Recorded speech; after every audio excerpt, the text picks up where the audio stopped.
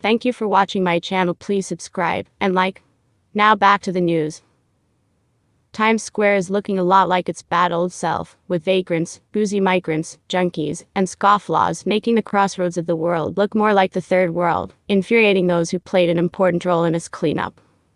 On 3 separate days over the past week, the Post saw junkies brazenly smoking crack pipes on West 43rd Street, drug dealers peddling their wares within eyeshot of cops, hobos conked out wherever they can find a spot, and scores of aimless migrants loitering the day away. A lot of people are worried about Times Square collapsing. And unless they start getting it together for a rebuild, it might actually collapse, said William Bratton, the NYPD commissioner who helped then-Mayor Rudy Giuliani clean up the area in the 1990s.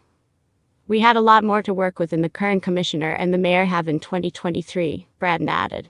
There was a lot more of a criminal justice system back then. The courts, district attorneys, and the police were pretty much united about doing something about crime in Times Square. So you had a collaboration that is not in place today.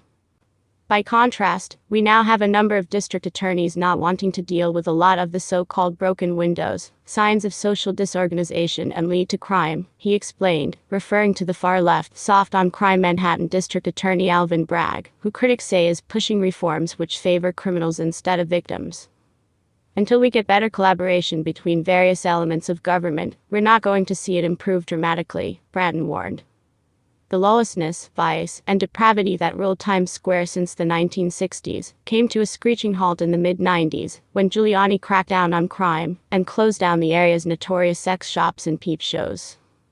The redevelopment plan then accelerated in the 2000s under billionaire former Mayor Michael Bloomberg, who helped lure national store and restaurant chains to the new-look area and complete its Disneyfication, as some critics whined at the time.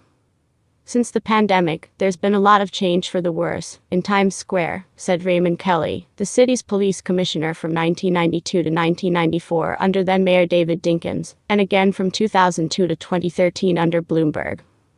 New Yorkers and tourists alike said they were mortified the city's brand has turned into something out of Taxi Driver. It's so bad around here.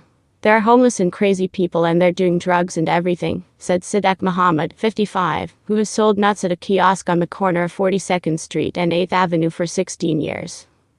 It's not safe here, agreed Saeed Hossain, the owner of a newsstand on 42nd Street and 7th Avenue, who recently watched a disheveled man aggressively shove a small child very hard in broad daylight.